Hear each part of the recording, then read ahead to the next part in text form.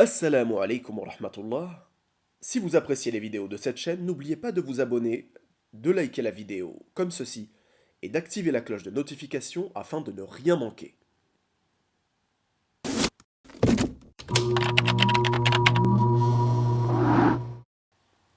Assalamu alaikum wa rahmatullah.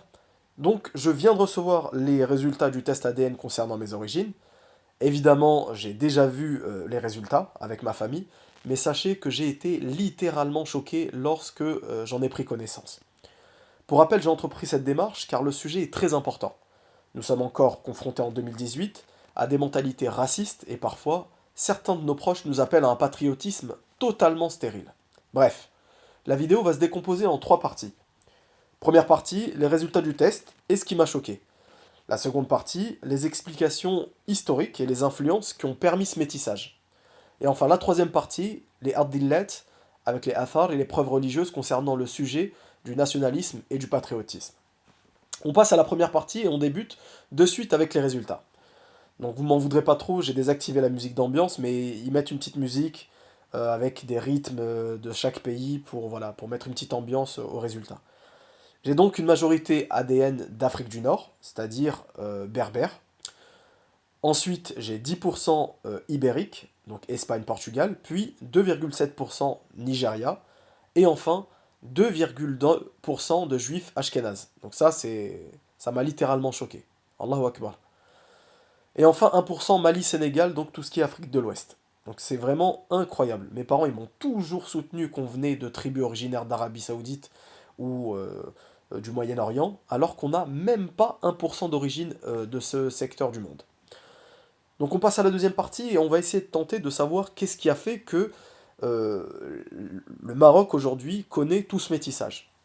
Pour faire simple, le peuple dont mon ADN est composé à plus de 80% correspond à la population autochtone ayant vécu depuis très très très de nombreuses années, wallahu a'lam, dans cette région. Certains les considèrent comme des Européens et d'autres comme des Arabes d'Afrique du Nord-Est. L'important est de bien faire la différence avec les peuples de la péninsule arabique car ils n'ont absolument rien à voir les uns avec les autres. On peut citer entre autres comme sous-communautés de berbères, les Chleuh, les Rif, les Ayed, les Touaregs, les Chaouis et les Kabyles. Et plein d'autres. Avant l'arrivée de l'islam, ces peuples adoraient principalement la lune et le soleil, Allah musta'an. Ils effectuaient aussi des offrandes. Ils avaient aussi un rapport au culte des morts assez particulier car ils divinisaient et vénéraient leurs ancêtres.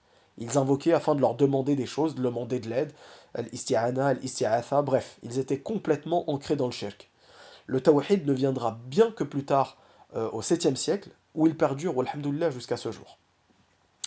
Concernant la péninsule ibérique, l'Espagne et le Portugal, la raison de la présence de 10% dans mon ADN est très simplement explicable. Tout d'abord, la majeure partie de l'Espagne a été musulmane pendant une durée proche de 800 ans.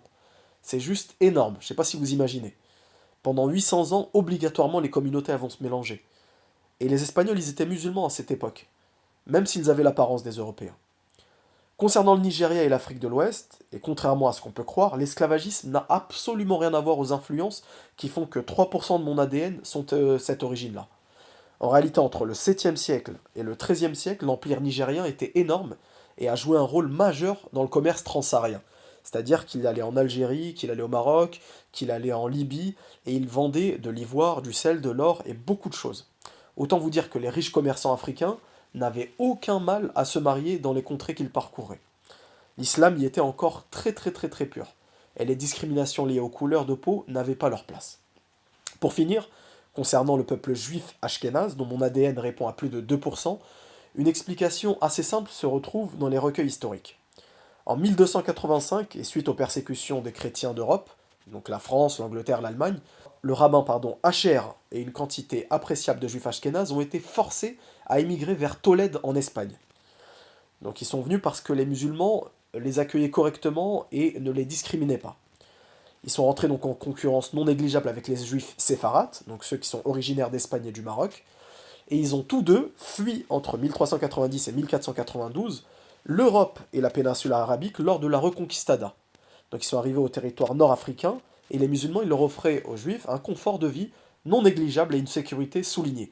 Donc on passe aux positions religieuses, donc la troisième partie, et Allah subhanahu wa ta'ala nous informe dans le verset 13 de la sourate Al-Hujurat: Ô homme, nous vous avons créé d'un mâle et d'une femelle, et nous vous avons fait des nations et des tribus pour que vous vous entreconnaissiez. Le plus noble d'entre vous auprès d'Allah est le plus pieux. Autrement dit, il n'y a pas de distinction, si ce n'est par la piété. Le prophète sallallahu alayhi wa sallam nous a aussi informé à travers cette parole. En effet, il n'y a aucune excellence qu'un arabe possède sur un non-arabe, ni non-arabe sur un arabe. Il n'y a pas non plus d'excellence d'un blanc sur un homme noir, ou d'un homme noir sur un homme blanc, sauf par la taqwa, c'est-à-dire l'obéissance pieuse à Allah. Ce hadith est sahih et il a été rapporté par Ahmed et authentifié par Ibn Taymiyyah.